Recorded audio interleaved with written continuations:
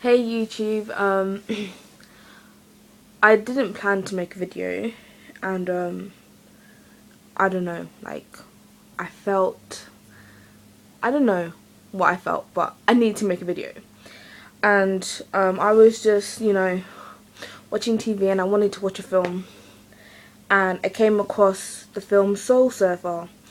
And like, I've never watched the film before, and I just like saw people surfing. I was like, okay, maybe this film's gonna be interesting. I saw a family that's surfing and everything, and one of the, like, it's a true film, like it's a true story basically. And okay, so like one of the characters, or her name's Bethany Hamilton, like that's her real name. Like if you want to go search for her, like you should do it. And basically she loves surfing was her life basically. And one day while practicing, her arm got completely like torn off by a shark. And you would have thought, okay, she can't surf anymore, she's only got one arm. But no. And she had faith in God, and basically she continued, even though she felt like, everything was basically over. Like, God gave her faith. I believe God gave her faith to continue basically. And now she's like she's a professional surfer. But what I got out of the film was like, okay, in life we go through things, and when her arm got torn off, you think, okay, she can't go on anymore. Like, how is it even possible? How is it physically possible? And even in the film, like, the girl was asking the question, how is this God's plan for my life? And we go through things in life and we think, okay, how is it that what's happening to me now? How can that be God? God is all good. God is all loving. Like, why is this happening to me? And like, a symbol for me, like when her arm got taken off, is like when we go through things in life, and we just think we just can't go through it anymore. Something happens, maybe a family member's died, or we just go through like things that seem to overwhelm us, and we just think, I actually cannot go through it anymore. I just can't. And even myself, I feel like I'm going through certain situations, and it's just like, why me basically? But God, I mean, I believe that people put God in a box. I do that too. And that film shows me that you just cannot put God in a box. You cannot say, oh, God works in this way, works in that way. He works in mysterious ways. We just do not know. But we follow him, and we follow his ways, and we follow his will. Where am I going with this? I had this all in my mind before I started this thing.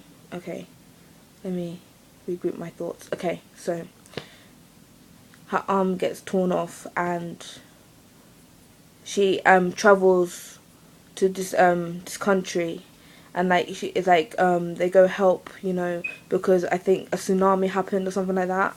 And from there she saw that surfing wasn't it basically, but showing your love to others is so much more than anything you can do in life. And I know people, even myself, like we think about people like going through a lot even more than us, and we think, oh, how can this be God's plan and everything? But God uses people. That's the main fact, that he uses people to do his will, to do like to show his glory.